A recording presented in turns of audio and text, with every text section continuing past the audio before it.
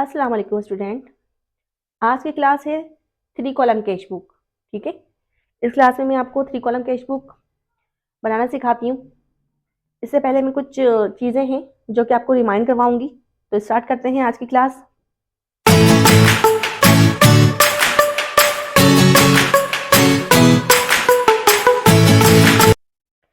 जी, previous classes में मैंने आपको सिंगल कॉलम कैश बुक बनाई।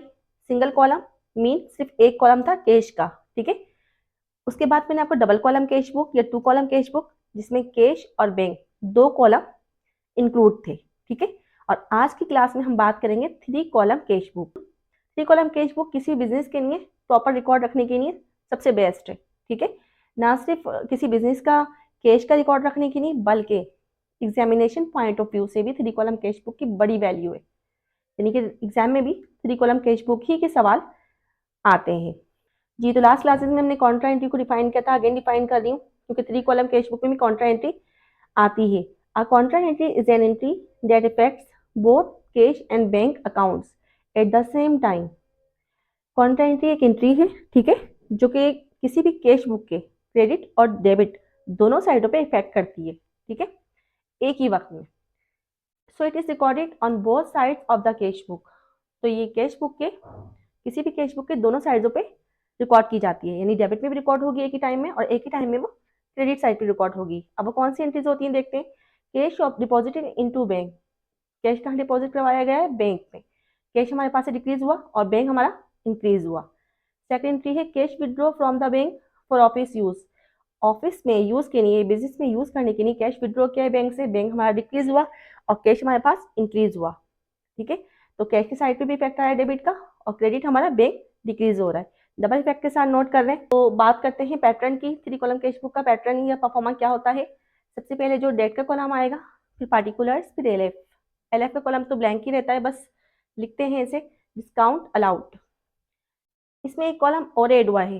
3 कॉलम कैश बुक में एक कॉलम और ऐड कर दिया है मैंने, डिस्काउंट अलाउड। जब भी डिस्काउंट हम अलाउ करेंगे कस्टमर को, यानी कस्टमर को डिस्काउंट देंगे, उसके लिए तो इनकम होगी कस्टमर के लिए, लेकिन हमारे लिए वो एक्सपेंस होगा, तो हम डेबिट में रिकॉर्ड करेंगे। ठीक है, कैश में कैश का अमाउंट डेबिट वाला जो रिसीव करेंगे, और बैंक का बैंक में। डेबिट साइड हमारा रिसीविंग साइड होता है, यानी रिसिप्ट जितना भी होगा इस साइड पे रिकॉर्ड करेंगे, जबकि क्रेडिट साइड हमारा पेमेंट साइड होता है। इसमें भी date, particulars, LF, discount receive. जब भी कभी हम सप्लायर से डिस्काउंट रिसीव करेंगे, ठीक है, तो वो हमारे लिए क्या होगा, एज एन इनकम ट्रीट करेंगे उसे हम। इसके साथ कैश और बैंक, कैश और बैंक जब रिकॉर्ड किया जाएगा जब यहाँ से कोई पेमेंट्स होंगी कैश के थ्रू या फिर बैंक के थ्रू। अच्छा, कुछ की पॉइंट्स है, दोबारा से मैं आपको रिमाइंड करवा रही हूँ। कभी भी कैश का बैलेंस नेगेटिव नहीं होगा। ठीक है, इसके साथ ही कोई भी उधार या ऑन क्रेडिट की एंट्री ट्रांजेक्शन रिकॉर्ड नहीं की जाती। डेबिट साइड हमारा रिसीविंग साइड होता है और क्रेडिट साइड हमारा कैश बुक का पेमेंट साइड होता है। ठीक है, कभी भी बैंक ओवरड्राफ्ट होगी, बैंक यानी कि बैंक का बैलेंस ओवरड्राफ्ट में शो होगा, तो आप उसे कहाँ रिकॉर्ड करेंगे, बैंक क्रेडिट साइड पे। ठीक है, बैंक के कॉलम में क्रेडिट साइड पे रिकॉर्ड करेंगे ओवरड्राफ्ट, क्योंकि ये लाइबिलिटी होती है। तो अब फर्स्ट एंट्री को मैं रीड करती हूँ। बैलेंसेस कैश ऑन हैंड 50,000, यानी कि अभी बैलेंसेस जो कि बीडी बैलेंस है, ब्राउट डाउन प्रीवियस मंथ से यहाँ जो लाया गया है बैलेंसेस, तो 50,000 कैश में है। और ओवरड्राफ्ट, जो कि मैंने आपको बताया, ओवरड्राफ्ट जो है बैंक फैसिलिटी देता है कि हमारे अकाउंट में तो माइनस हो चुके हैं, अमाउंट खत्म हो चुका है, लेकिन चूंकि हम बैंक के कस्टमर होते हैं, डीलिंग कर रहे होते हैं बैंक के साथ, तो बैंक हमें फैसिलिटेट करता है कि वो इतना अमाउंट आप ले सकते हो बैंक से, तो ये हमारे लिए एज एन लाइबिलिटी होता है। ठीक है, तो बैंक ओवरड्राफ्ट कितना है, 40,000। कैश में मैं रिकॉर्ड करूंगी बैलेंस फर्स्ट अप्रैल फर्स्ट को, टू टू से रिकॉर्ड करते हैं डेबिट साइड पे, टू बैलेंस बीडी। ठीक है, टू बैलेंस बीडी कैश में 50,000 रुपीज। फर्स्ट अप्रैल को सेम डेट पे bank overdraft by balance BD. ठीक है, ओवरड्राफ्ट बैंक में रिकॉर्ड करते हैं, तो कितना है हमारा, 40,000 रुपीज। ठीक है, 40,000 मैंने बैंक में रिकॉर्ड कर दिया और कैश में डेबिट साइड पे 50,000। बैंक में क्यों रिकॉर्ड किया मैंने क्रेडिट साइड पे, क्योंकि ये ओवरड्राफ्ट में है और ओवरड्राफ्ट लाइबिलिटी होती है। सेकंड ट्रांजेक्शन देखते हैं। सोल्ड मर्चेंडाइज फॉर कैश 20,000, यानी कि मर्चेंडाइज सेल की गई है और उसके अगेंस्ट हमें कैश रिसीव हुआ है कितना 20,000। 2 अप्रैल की ही ट्रांजेक्शन ये टू सेल्स, कैश आया है हमारे पास 20,000। थर्ड ट्रांजेक्शन देखते हैं अब। Receive a cheque from Mr Ali 15,000 and allowed a discount of ₹1,000। Cheque receive किया गया है मिस्टर अली से 15,000 का और उन्हें डिस्काउंट अलाउड किया गया है, दिया गया है कितना 1,000 का। सेल करी है हमने और उसके अगेंस्ट एक चेक मिला है कितने का 15,000 का, तो बैंक में ऐड हो जाएगा 15,000 और डिस्काउंट अलाउड किया है तो हमारे लिए एक्सपेंस होगा कितना 1,000 रुपीज।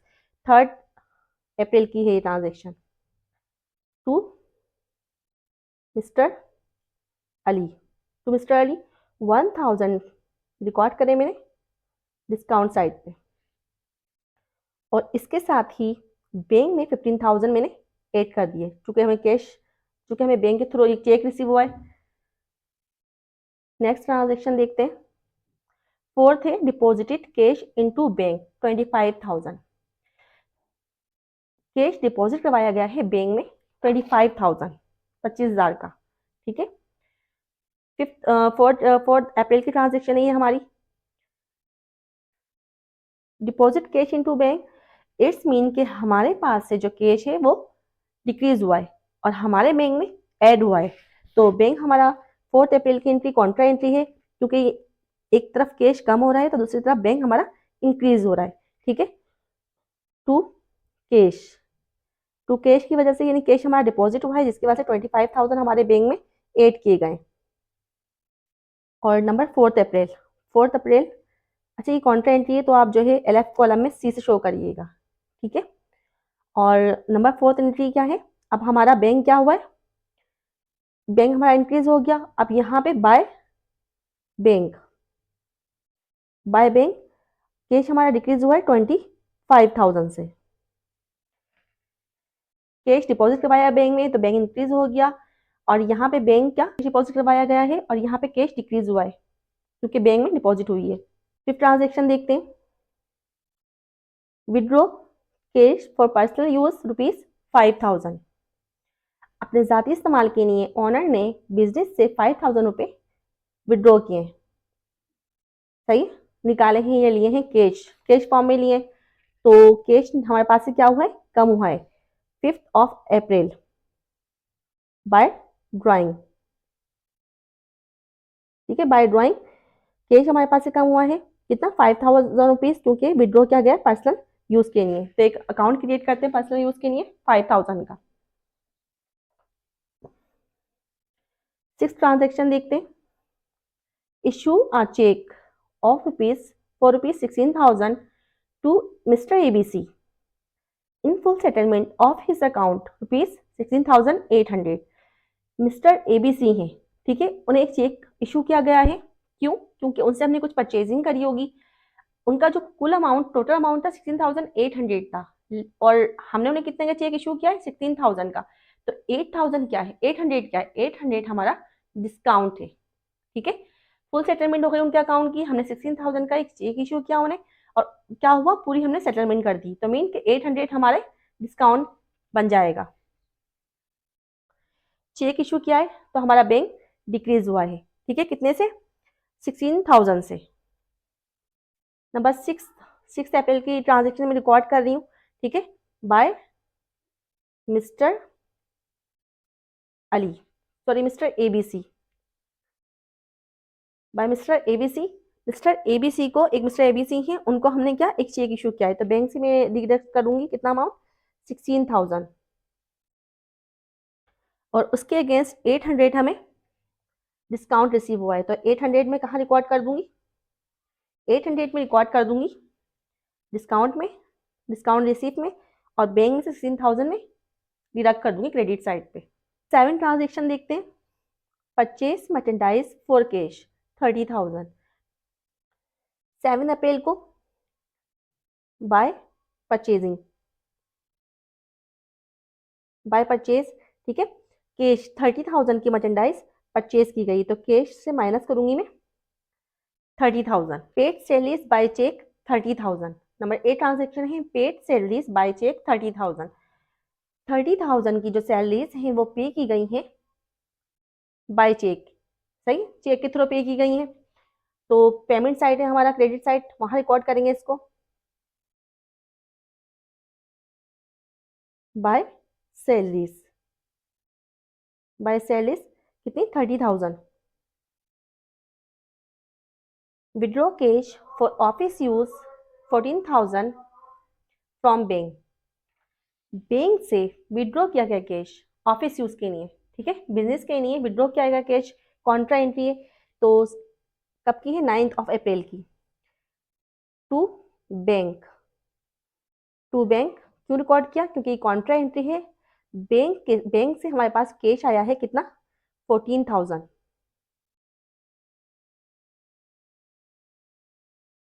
ठीक है। हमारे पास कैश आया है ऑफिस यूज के लिए 14,000 बैंक से, ठीक है। और यहीं पे यहाँ पे क्रेडिट साइड पे 9 अप्रैल को ही कॉन्ट्रा एंट्री सी से हम शो करेंगे बाय कैश। यानी कि कैश हमने क्या क्या था विड्रॉ किया था बैंक से कितना 14,000। 14,000 हमने विड्रॉ किया है कैश बैंक से, सेम टाइम कैश और यहाँ बैंक, ठीक है। कॉन्ट्रा एंट्री है रिकॉर्ड कर ली मैंने। नंबर 10 है entry purchase office supplies for cash 1,000। 1,000 की ऑफिस सप्लाईज परचेज की गई हैं, ठीक है।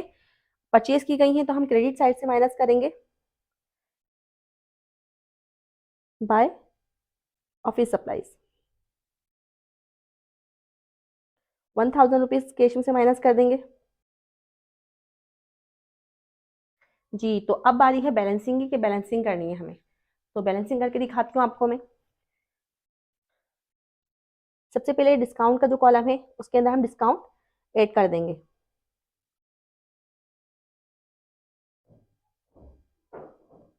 जी, तो डिस्काउंट हमारा सिर्फ 1,000 रुपीज था, 1,000 का 1,000 ही मैंने रिकॉर्ड कर दिया। कैश का डेबिट जो साइड बड़ा होता है दोनों साइड पे हम वही मेंशन कर देते हैं, ठीक है। तो 84,000 मैंने यहाँ भी रिकॉर्ड किया और 84,000 मैंने यहाँ भी रिकॉर्ड किया। बाकी डिस्काउंट में कितना है हमारे पास, डिस्काउंट में सिर्फ एक ही अमाउंट है 800 का, वो मैंने वहाँ रिकॉर्ड कर दिया। अब डेबिट साइड पे मेरा 84,000 है, ठीक है। तो और क्रेडिट साइड पे मेरा 25 और 5,000 30,000 और 30,000 60,000 और 1,000 61,000 है। इट्स मीन के दोनों साइड पे अमाउंट 84,000 था, डेबिट साइड बड़ा, मैंने दोनों साइड पे वही पोस्ट कर दिया। और अब मैं क्या करूंगी, अब मैं इसमें से 61,000 को माइनस करूंगी। तो माइनस के बाद जो बैलेंस आएगा बाय बैलेंस बीडी, तो बैलेंस बीडी मेरे पास आया है 23,000 कैश में, ठीक है। इट्स मीन के अभी भी मेरे पास 23,000 का अमाउंट पड़ा हुआ है जो कि बैलेंस सीडी है, फिलहाल अभी सीडी है और ये नेक्स्ट मंथ में बैलेंस बीडी शो किया जाएगा। यानी कि अभी अप्रैल का मंथ है, तो मई के फर्स्ट को हमारे पास जो बैलेंस बीडी होगा वो 23,000 होगा। अब बात करते हैं बैंक कॉलम की। बैंक कॉलम पे आते हैं। डेबिट में अमाउंट है 15,000 और 25,000, जबकि क्रेडिट में अमाउंट है, क्रेडिट साइड बड़ा है क्योंकि इसमें लाइबिलिटी भी ऐड की थी हमने ओवरड्राफ्ट की शक्ल में, 40,000 और 60,000 56,000 56,000 और 30,000, तो बना हमारा 86,000। 86,000 में 14,000 में ऐड करती हूँ तो 86 और 14 1 लाख बनता है। तो इट्स मीन क्रेडिट साइड हमारा बड़ा साइड आ रहा है। तो जो जो साइड बड़ा होता है हम दोनों साइड पे वही मेंशन कर देते हैं। तो 1 लाख मैंने यहाँ भी रिकॉर्ड किया और 1 लाख मैंने यहाँ भी रिकॉर्ड कर दिया। क्रेडिट साइड मेरा बड़ा साइड आ रहा है। अब मैं अगर 15 और 25 40,000 बन रहा है 1 लाख में से, जब मैं 40,000 लेस करती हूँ, ठीक है, तो यहाँ पर डेबिट साइड पे जो मेरा बैलेंस आएगा बाय बैलेंस सीडी वो 60,000 रुपीज है। तो ये जो सीडी बैलेंस है ये हम कहाँ लेके जाएंगे, मई फर्स्ट को ये बैलेंस बीडी बन जाएगा। 60,000 अभी भी क्रेडिट में हमारा अमाउंट मौजूद है, ठीक है। डेबिट से ये क्रेडिट साइड पे आ जाएगा क्योंकि ये लाइबिलिटी है और ये बैलेंस बीडी बन जाएगा मई फर्स्ट को। आई होप सो कि जो ट्रांजेक्शन आपको मैंने 3 कॉलम कैश बुक में पोस्ट करके दिखाई है, फिर बैलेंसिंग करिए आपने अंडरस्टैंड कर लिया होगा। और इस वीडियो को पूरी वॉच करें ताकि आप प्रॉपर तरीके से इसको समझ सकें। आज की वीडियो में कुछ भी क्वेश्चन हो तो मुझसे कमेंट्स में लाजमी आप पूछें। मेरी वीडियो को लाइक करें, मेरे चैनल को सब्सक्राइब करें ताकि और मैं मज़ीद इंफॉर्मेशनल वीडियो आपके लिए बना सकूं। Thank you.